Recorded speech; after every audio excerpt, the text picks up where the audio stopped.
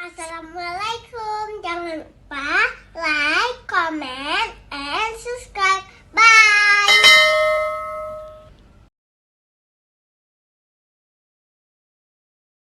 Bismillahirrahmanirrahim. Assalamualaikum warahmatullahi wabarakatuh. Alhamdulillahi rabbil alamin. الذي أكرمنا بشهر رمضان والذي جعلنا من أهل الصيام والصلاة والسلام على أفضل الصائمين وأحسن القائمين سيدنا ونبينا وحبيبنا وشفيعنا مولانا محمد صلى الله عليه وسلم وعلى آله وصحبه أجمعين. أما بعد فقال الله تعالى في القرآن الكريم بعد أعوذ بالله السميع العليم من الشيطان الرجيم يا أيها الذين آمنوا كتب عليكم الصيام كما كتب على الذين من قبلكم لعلكم تتقون. وقال النبي صلى الله عليه وسلم من صام رمضان إيمانا واحتسابا غفر له ما تقدم من ذنبه وكما قال النبي صلى الله عليه وسلم. Para alim ulama, tuan-tuan guru, orang tua kami sedang jamaah salat zuhur yang dimuliakan oleh Allah Subhanahu wa taala. Alhamdulillah, tidak henti-hentinya kita bersyukur kepada Allah Ta'ala. Allah Subhanahu wa Ta'ala yang telah mengabulkan doa kita semua, yaitu doa yang diajarkan oleh baginda Nabi sallallahu alaihi wasallam untuk kita perbanyak membacanya mulai masuknya bulan Rajab dan bulan Sya'ban.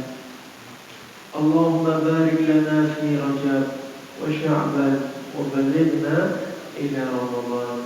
Ya Allah, berikanlah keberkahan kepada kami pada bulan Rajab dan bulan Sya'ban, serta sampaikanlah kami sampai pada bulan suci Ramadan.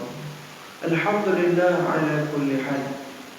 Segala puji bagi Allah, kita yang masih dihidupkan oleh Allah di bulan suci Ramadan ini ada termasuk hamba-hamba Allah yang masih diberikan nikmat oleh Allah Ta'ala, sehingga kita dapat mendekatkan diri kita kepada Allah di bulan suci Ramadan yang mulia ini. Sedang jemaah salat zuhur yang dimuliakan oleh Allah, saking pentingnya bulan suci Ramadan ini, baginda Nabi sallallahu alaihi wasallam berkhutbah khusus kepada seluruh para sahabat radhiyallahu anhum ajma'in. Yang isi daripada khutbah beliau juga bermakna kepada kita seluruh umat beliau hingga hari kiamat. Nabi berkhutbah di akhir bulan Sya'ban di hadapan seluruh para sahabatnya, menjelaskan tentang keutamaan di dalam bulan suci Ramadan. Hadis ini diriwayatkan dari Sayyidina Salman Al-Farisi radhiyallahu anhu, baginda Nabi sallallahu alaihi wasallam bersabda, telah datang kepada kalian wahai para sahabat syahrul azim, bulan yang sangat agung, syahrul mubarak, bulan yang penuh dengan keberkahan, bulan yang sangat mulia di sisi Allah Subhanahu wa taala, yaitu bulan suci Ramadan. Kenapa bulan Ramadan ini sangat mulia, sangat agung dan penuh dengan keberkahan? Nabi sallallahu alaihi wasallam jelaskan satu persatu keutamaan. Yang pertama kata Nabi sallallahu alaihi wasallam, di bulan suci Ramadan Allah ciptakan satu malam yang nilainya lebih baik daripada 1000 bulan, yaitu malam Lailatul Qadar. Dalam Al-Quran surah Al-Qadar Allah Ta'ala jelaskan, Lailatul Qadri khairu min alfi syahr. Apa itu malam Lailatul Qadar? Malam Lailatul Qadar adalah satu malam yang nilainya lebih baik daripada 1000 bulan. Mengapa Allah berikan malam Lailatul Qadar kepada kita? Katakan oleh para ahli tafsir yang menafsirkan surah Al-Qadar tersebut. Dahulu baginda Nabi Sallallahu Alaihi Wasallam pernah diceritakan tentang umur-umur umat terdahulu. Disebutkan umur umat Nabi Musa alaihissalam itu begitu panjang-panjang, hingga ribuan tahun, hingga 1000 tahun. Ada di antara umat Nabi Musa alaihissalam itu yang meninggal umurnya 300 tahun, itu dianggap meninggal dalam keadaan yang masih sangat muda. Sehingga amal ibadah mereka itu begitu banyak, pahala mereka juga begitu banyak dibandingkan dengan umur umat Nabi Muhammad SAW misalkan 60-70 tahun saja umur umat Nabi Muhammad. Di antara umur Nabi SAW hanya 63 tahun. Sehingga amal ibadah umat Nabi Muhammad dengan umat-umat terdahulu ini tidak ada tandingannya. Maka Nabi SAW mendengar kabar ini, beliau pun bersedih, sehingga Allah Subhanahu wa taala berikan kabar gembira kepada Nabi Muhammad dengan diberikannya malam Lailatul Qadar. Maka setiap umat Nabi Muhammad SAW yang dapat beramal di malam Lailatul Qadar atau Allah jumpakan dengan malam Lailatul Qadar, maka nilai pahala mereka itu seperti beramal selama 1000 bulan pahalanya. 1000 bulan itu sama dengan 70 tahun 4 bulan. Kata Nabi Sallallahu Alaihi Wasallam dalam hadits yang lain, "Man qama Lailatul Qadri imanan wa ihtisaban, ghufira lahu ma taqaddama min dhanbihi." Barang siapa yang mendirikan daripada malam-malam Lailatul Qadar, kata Nabi dalam hadits yang lain, carilah malam Lailatul Qadar itu di 10 akhir daripada bulan Ramadan, terutama pada malam yang ganjil. Kalau kita menghidupkan 10 akhir daripada bulan Ramadan dengan solat qiyamul lail, dengan membaca Al-Quran, dengan berzikir kepada Allah, dengan bersedekah dan amal soleh yang lain, dengan niat ingin mencari malam Lailatul Qadar, dengan iman kepada Allah dan mengharap pahala daripada Allah, ghufira lahu ma taqaddama min dhanbi. Allah Subhanahu wa taala akan ampuni seluruh dosa-dosa. Dan orang yang cerdas, kata ulama, orang yang cerdas mereka tidak akan melewatkan daripada 10 akhir bulan Ramadan, karena di malam-malam tersebut Allah simpan daripada rahasia malam Lailatul Qadar. Dan kenapa Allah tidak sebutkan pada malam ganjil keberapa Allah siapkan malam Lailatul Qadar? Rahasianya kata ulama, jika Allah sebutkan malam Lailatul Qadar itu pada malam tertentu, maka umat Nabi Muhammad SAW akan bersemangat beramal hanya pada malam itu saja. Sebutkan misalnya malam Lailatul Qadar malam 21 atau 23 atau 27, maka akan beramal pada malam itu saja. Malam yang lain kita akan tidur, tak akan semangat lagi untuk bangun qiyamul lail. Maka Allah rahasiakan Lailatul Qadar itu pada malam-malam yang ganjil di 10 akhir bulan Ramadan, sehingga 10 akhir bulan Ramadan semuanya kita hidupkan dengan amal soleh. Kapan saja malam Lailatul Qadar itu terjadi, kita sedang beramal soleh di dalamnya, maka semua pahala kita akan dilipat gandakan oleh Allah Subhanahu wa taala. Ini keutamaan pertama. Keutamaan kedua, kata Nabi SAW, di bulan Ramadan Allah Subhanahu wa taala wajibkan bagi kita di siang harinya untuk berpuasa. Untuk apa puasa ini? Ya ayyuhalladzina amanu kutiba alaikumusiyam kama kutiba alal ladzina min qablikum la'allakum tattaqun. Orang-orang yang beriman kepada Allah telah wajibkan kepada kalian untuk berpuasa, sebagaimana Allah telah wajibkan kepada umat-umat sebelum kita. Untuk apa? La'allakum tattaqun, agar kita menjadi hamba Allah yang bertakwa. Nabi SAW menjelaskan dalam hadisnya, "Man shoma Ramadhana imanan wa ihtisaban ghufira lahu ma taqaddama." Barang siapa yang berpuasa di bulan suci Ramadan dengan iman kepada Allah, mengharap pahala daripada Allah, ghufira lahu ma taqaddama. Seluruh dosa-dosa kita akan diampuni oleh Allah Subhanahu wa taala. Disebutkan dalam hadis qudsi, Allah taala berfirman, Nabi SAW bersabda, "As-shawmu li wa ana ajzi bi."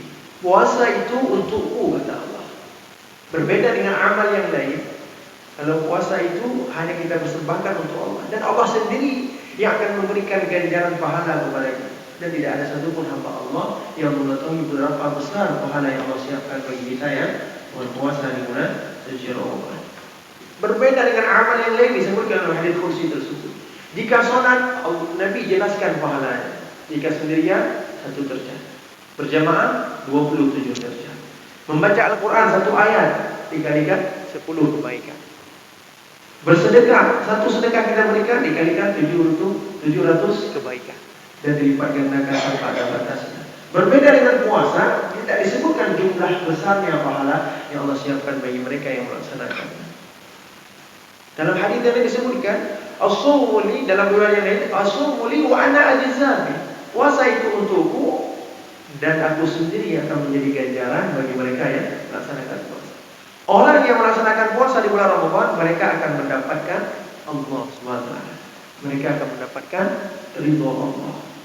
Kenapa puasa ini dirahasiakan oleh Allah pahalanya kepada kita? Karena amalan puasa, kata ulama, adalah amalan rahasia antara seorang hamba dengan Allah. Jika amal yang lain, amal sholat misalnya, pasti akan diketahui oleh hamba Allah yang lain. Minimal kalau kita sholat di rumah, istri dan anak kita akan tahu kita ada sholat ataupun tidak.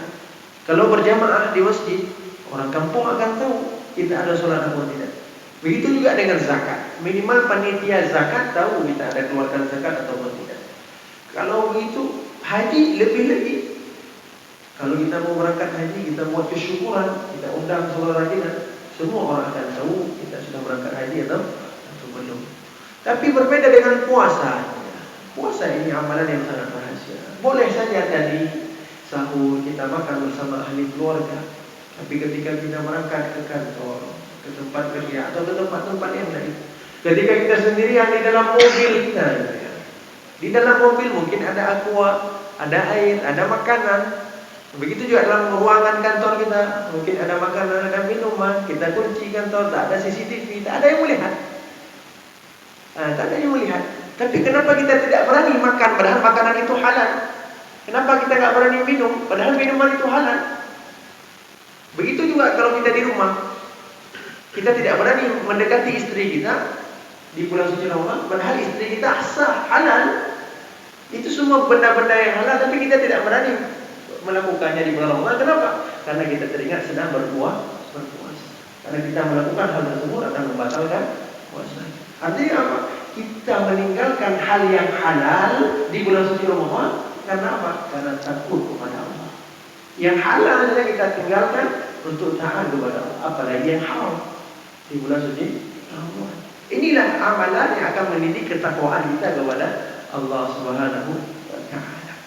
Kita akan merasa diawasi oleh Allah, merasa dilihat oleh Allah, merasa dipantau oleh Allah Subhanahu wa Ta'ala.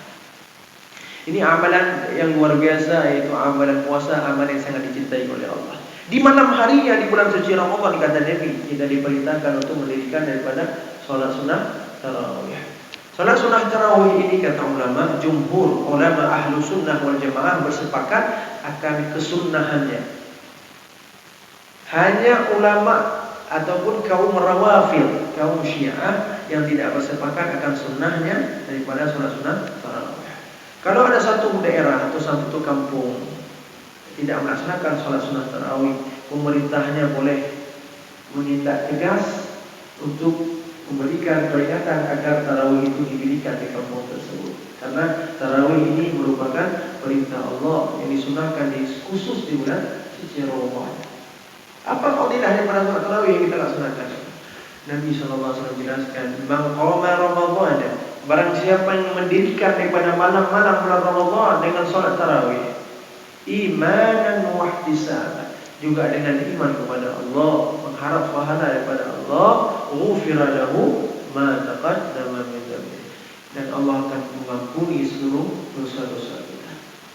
Maka jemaah yang dimuliakan oleh Allah, sungguh rugi apabila di bulan suci Ramadan ini kita tertinggal satu malam saja daripada salat sunnah tarawih karena kesibukan dunia kita. Di luar Ramadan bolehlah kita sibuk karena dunia, sibuk dengan pekerjaan. Jangan sampai di bulan Ramadan pun kita masih disibukkan oleh kesibukan dunia dan pekerjaan sehingga terlewat daripada sholat sunnah tarawih. Padahal tarawih tidak ada di bulan yang lain. Mungkin Ramadan kali ini adalah Ramadan terakhir yang Allah berikan kesempatan kepada kita. Belum ada jaminan kita masih dihidupkan oleh Allah bertemu dengan Ramadan yang akan datang untuk kita laksanakan tarawih kembali di masa yang akan datang.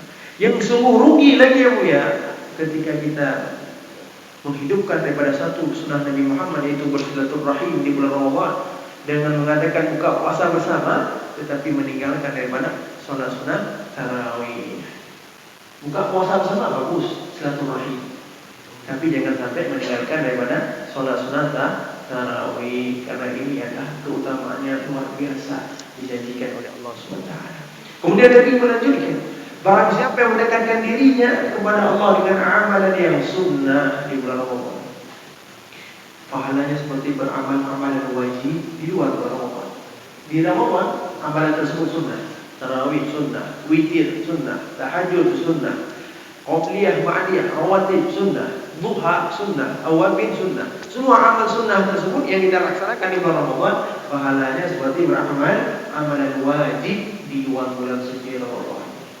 Maka sungguh rugi yang melihat ada sebagian daripada kaum muslimin umat Nabi Muhammad SAW ketika menunggu salat tarawih selesai salat Aisyah, menunggu salat tarawih, mereka tidak bangun lagi melaksanakan salat ba'diyah Aisyah.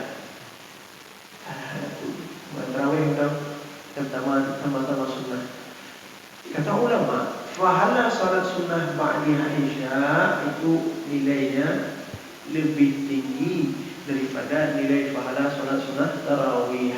Kenapa? Karena ba'diyah Aisyah adalah salat rawatib, sedangkan tarawih hanya sebulan sekali. Sedangkan rawatib, ba'diyah, qabliyah itu setiap hari, setiap sepanjang tahun disunnahkan oleh Allah Subhanahu wa taala. Jangan sampai kita sampai kehilangan daripada keutamaan daripada semua sunnah-sunnah di bulan suci Ramadan ini. Kemudian disebutkan juga, barang siapa yang mendekatkan dirinya kepada Allah dengan amalan yang wajib. Kalau tadi amalan yang sunnah, sekarang amalan yang wajib. Pahalanya seperti beramal 70 amalan wajib di luar bulan suci Ramadan. Satu amalan wajib yang kita kerjakan di bulan Ramadan, katakanlah sholat 5 waktu subuh yang kita kerjakan di bulan Ramadan, pahalanya seperti melaksanakan 70 waktu sholat subuh di luar bulan suci Ramadan. Maka sungguh rugi ya mulia sebagian daripada kaum muslimin yang melaksanakan puasa di bulan Ramadan, tapi mereka masih meninggalkan sholat yang diwajibkan oleh Allah. Puasa, tapi sembahyang atau tinggal. Makan sahur, bangun cepat, karena terlalu cepat bangun sahur, tidur lagi, sehingga terlewatlah waktu subuh, bangun waktu sudah duha, tinggal waktu subuh. Begitu juga ketika sibuk berbuka puasa, yang mulia. Di luar Ramadan kita sering menjaga daripada sholat maghrib berjamaah di masjid. Tapi karena di bulan Ramadan kita ada buka puasa dulu, sehingga kita tidak menjaga lagi daripada sholat berjamaah maghrib di masjid. Nah ini sungguh rugi kalau kita menjalani bulan Ramadan seperti ini. Kita melalaikan daripada amalan-amalan yang wajib yang telah diwajibkan oleh Allah di bulan suci Ramadan. Padahal pahalanya kalau berjamaah 27 derajat dikalikan 70 lagi kalau kita kerjakan di bulan suci Ramadan. Jangan sampai kita tertinggal satu waktu daripada sholat wajib yang telah diwajibkan oleh Allah. Apalagi kita lagi usahakanlah di masjid di bulan suci Ramadan. Kemudian Nabi melanjutkan sabdanya, bulan Ramadan adalah bulan kesabaran. Pahala bagi orang sabar adalah surga. Sabar dari apa saja di bulan Ramadan? Yang pertama, sabar dari hal-hal yang membatalkan puasa. Ada berapa hal yang membatalkan puasa? Ada 9 hal. Salah satunya yang terakhir, memasukkan sesuatu dalam 5 rongga terbuka: mulut, hidung, telinga, rongga buang air kecil, dan rongga buang air besar. Salah satunya kita masukkan, maka akan membatalkan puasa. Tapi jamaahnya, banyak daripada kita menjaga dari hal-hal yang membatalkan puasa. Tapi sedikit sekali kita perhatikan hal-hal yang dapat membatalkan pahala puasa. Kita sudah menjaga, tidak makan, tidak minum, tidak masukkan suku dalam mulut, tidak muntah dengan sengaja, tidak bersengaja malaysia, dan hal yang membatalkan puasanya. Tapi kita tidak menjaga dari hal yang membatalkan pahala puasanya. Kata Nabi SAW, "Kam min shaimin", betapa banyak orang berpuasa di bulan suci Ramadan, laisa lahu min siyami, tetapi mereka tidak mendapatkan apa-apa dari pahala puasa mereka, illa al-ju' wal 'atas, kecuali hanya mendapatkan lapar dan haus. Karena mereka hanya sabar dari lapar dan haus. Mereka tidak sabar dari hal-hal yang dapat membatalkan pahala puasa. Ada berapa hal yang dapat membatalkan pahala puasa kita? Ulama katakan ada 5 hal. Apabila salah satunya saja kita kerjakan di bulan Allah, maka hilanglah pahala puasa kita. Maka puasa kita hanya bernilai lapar dan haus. Yang pertama apa? Yang pertama kadzib, berbohong, berdusta. Baik dengan lisan kita maupun dengan tulisan. Baik bohong hal yang remeh, misalnya kalau ada kawan kita bertanya di mana posisi kita sekarang, biar nggak enak sudah janji dengan kawan, janji sholat subuh berjamaah ke masjid raya. Ditanya di mana? Hokatru, biar nama nomor dan jauh kabah jalan. Udah kan tu. Padahal dia udah rumah. Gua siap-siap lah, mana dia nama nomor dong kan? Biar nama apa kan kabah. Kita anggap hal itu remeh, padahal itu sudah berbohong di bulan suci Ramadan. Contoh kecil seperti itu saja menghilangkan pahala. Apalagi kita tulis cek palsu, kwitansi palsu, markup keuangan, beli barang pengadaan harganya 1 juta dan tulis juta. Ini lebih berat bohong lah. Menghentikan bohong mengenai posisi pada yang orang tulis gitu ya. Apa lah yang pemain harganya, dah teken lagi dia. Nya si anak pahala ni, nya cuma duit mana orang dah, dah tentu dia, dah tengerah pahala, dah tu dia, free mana orang dia. Nyo bantu mula dia orang tulis, dah ke bantu mula dah nama. Tu free dia. Dia orang keras, dia cek, kalkulasikan pahala dan dosa. Pergi puasa dia orang nak pahala lah kan. Rupanya ni kan, sebab dia kayu dah tulis. Gaya dan pelik maka jagalah diri kita dari berbohong di bulan suci Ramadan. Karena inilah pendidikan kita untuk menjadikan kita hamba Allah yang jujur kepada Allah dan jujur kepada hamba Allah. Yang kedua, yang pertama tadi kadzib, dusta. Yang kedua yang membatalkan pahala puasa kita adalah riba. Apa itu riba? Gosip. Apa itu gosip? Membicarakan aib orang lain, membuka aib orang lain, menyebarkan aib orang lain. Ini perkara yang tidak kita sadari yang mulia. Apalagi kita misalnya di kantor atau ketika kita ada mengadakan buka puasa bersama, ketika berjumpa dengan kawan alumni SD, SMP, SMA, S1, S2, S3 kita, itu adalah kawan-kawan lama, banyak hal yang akan kita bicarakan. Yang form pah hanya ada gambar, ada kena kau mencubi. Pah nak dia orang cerita gimana Katrik harap kahaba kat tiju mana muka-muka laukat. Dia yang tipulanya gimana? Tipulanya gimana? Kamu mulai yang kagok. Gahi punya apa ini mana. Nyan mulai dah pegang kagok darinya. Segolok kita membatalkan puasa kita dengan makanan dan minuman, kita sudah menghilangkan pahala puasa kita dengan membicarakan aib orang lain. Jangan sampai hilang pahala puasa gara-gara kita bicara riba yang sudah suci. Baik dengan lisan kita atau dengan tulisan. Sebarkan lihat berita di WA ini tentang aib ini kita sebarkan, kita share kita. Ini juga membatalkan pahala puasa di bulan suci Ramadan.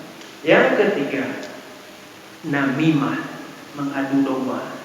Orang yang suka mengadu domba di bulan suci Ramadan juga menghilangkan pahala puasa. Jangan sampai kita termasuk orang yang suka namimah. Yang keempat ini yang paling sering mungkin terjadi pada kita. Wan nadharu bisyahwat, melihat sesuatu dengan syahwat.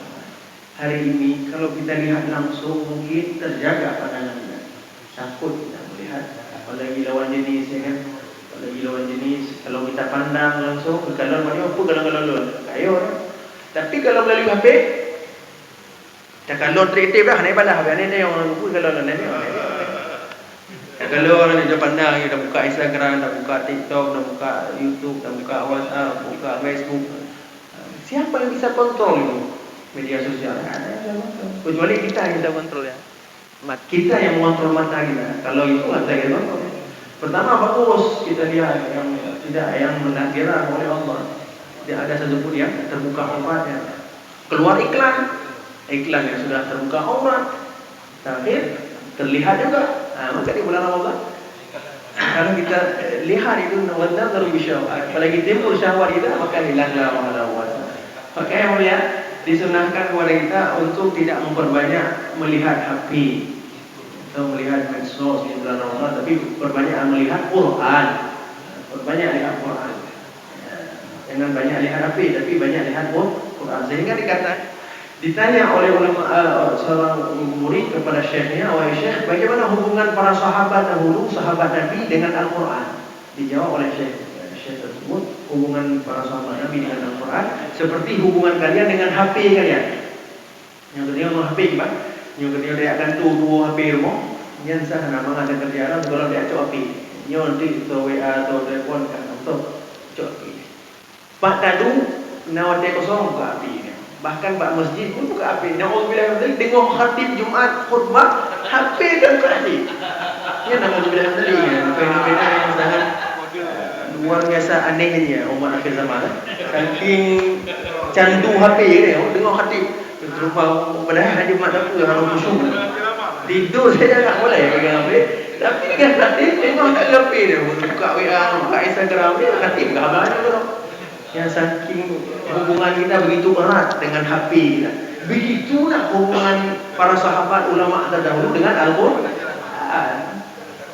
Para sahabat dulu duduk bukan hanya di masjid mereka buka Al-Quran, di rumah mereka buka Al-Quran, di jalan mereka buka Al-Quran, di kantor mereka buka Al-Quran, di pasar menunggu pelanggan pembeli buka Al-Quran.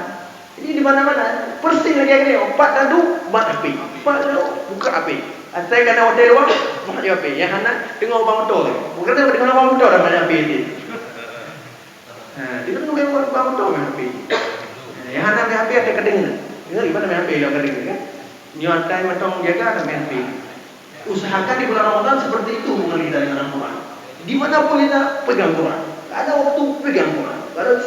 Kalau anak Quran yang ke Quran HP, tapi yang Quran HP bagah tergoda kan, si ada Quran lebih tek buka apa lain. Ya bahaya dia Quran HP.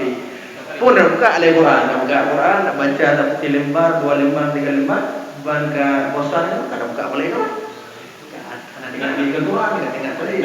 Jadi lebih ke Quran memang khusus Quran. Itu terjaga kita daripada wan nadharu bisyahwat, melihat sesuatu dengan syahwat, maka terjagalah pahala puasa kita. Tapi kalau kita melihat sesuatu dengan syahwat di bulan Ramadan, habis pahala puasa. Ada ni. Nyo subuh kena kada yang membangkitkan syahwat. Bandai subuh kena dari pahala sampai pray muka cuma denda dan terakhir. Jangan sampai kita rugi.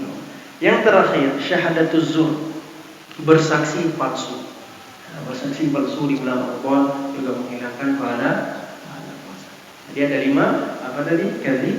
Yang kedua riba, yang ketiga dan 5, yang keempat wan nadharu syahwat, melihat dengan syahwat. Yang kelima apa? Syahadatuz zur, saksi palsu. 5 hal inilah yang akan membatalkan pahala puasa. Salah satunya saja kita lakukan batal pahala, apalagi 5-5-nya. Maka jagalah dari 2 hal tersebut, dari hal yang membatalkan puasa, dari hal yang membatalkan pahala puasa, maka pahalanya apa? Surga. Inilah tarbiyah, inilah pesantrennya bagi kita semua menjadi hamba Allah yang bertakwa kepada Allah. Kemudian Nabi melanjutkan, bulan Ramadan adalah bulan kasih sayang. Bulan di mana ditambahnya rezeki orang yang beriman. Nabi jelaskan tentang keutamaan berbagi berbuka puasa. Barang siapa yang berbagi berbuka puasa di bulan suci Ramadan kepada orang yang berpuasa, maka pahala orang yang berpuasa itu diberikan kepadanya tanpa mengurangi sedikit pun pahala orang yang berpuasa itu, dan dosa-dosanya akan diampuni oleh Allah. Para sahabat bertanya, "Ya Rasulullah, kami ini kebanyakan miskin. Makanan hanya cukup untuk keluarga kami saja. Tak ada makanan yang bisa kami bagikan untuk saudara kami yang lain yang sedang berpuasa. Bagaimana kami dapatkan fadilah tersebut, keutamaan pahala tersebut?" Maka baginda Nabi sallallahu alaihi wasallam jelaskan, "Wahai sahabatku, berbagi berbuka puasa itu tidak mesti harus kenyang." Ini poinnya. Walaupun kalian hanya mampu berbagi seteguk air putih, atau seteguk susu, atau sebutir kurma, maka pahala orang yang berpuasa itu akan Allah berikan kepada kalian tanpa mengurangi pahala orang yang berpuasa itu sedikit. Coba kita cek, coba kita renungkan kehidupan kita. Ketika ngabuburit kita menjelang berbuka puasa, kita bersama keluarga berjalan di sepanjang jalan melihat makanan semua, seolah-olah semua makanan yang dijual itu jadi mandung kado ada borong. Yang hampir nadharu syahwat, yang melihat makanan dengan syahwat, dengan keinginan, penuh keinginan. Yo mangat. Jadi melihat makanan dengan syahwat pun mungkin menghilangkan pahala puasa. Melihat makanan biasa tau. Ini kira-kira yang kali kita makan terus, ambil tanggap, ni mandu babi dah yang benar. Melihat dengan biasa saja. Mungkin kita belum sanggup lagi sehingga kita beli 1, 2, 3, mungkin sampai 5 jenis makanan, mungkin sampai 10.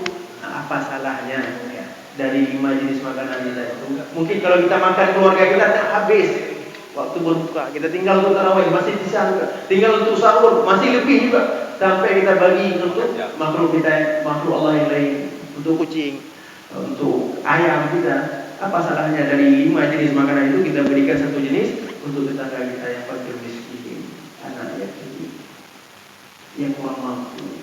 Mungkin mereka hanya berbuka dengan air putih, makanan seadanya. Mereka tidak bisa menikmati apa yang kita nikmati. Mungkin karena keterbatasan daripada rezeki yang Allah berikan kepada mereka. Kita yang dititipkan kelebihan rezeki oleh Allah, kita yang dipilih oleh Allah untuk bisa membagikan kenikmatan, keberkahan daripada bulan Ramadan tersebut kepada saudara kita, minimal tetangga-tetangga kita. Inilah bulan kasih sayang, menumbuhkan rasa peduli sosial dalam hati kita kepada saudara-saudara kita yang kurang beruntung.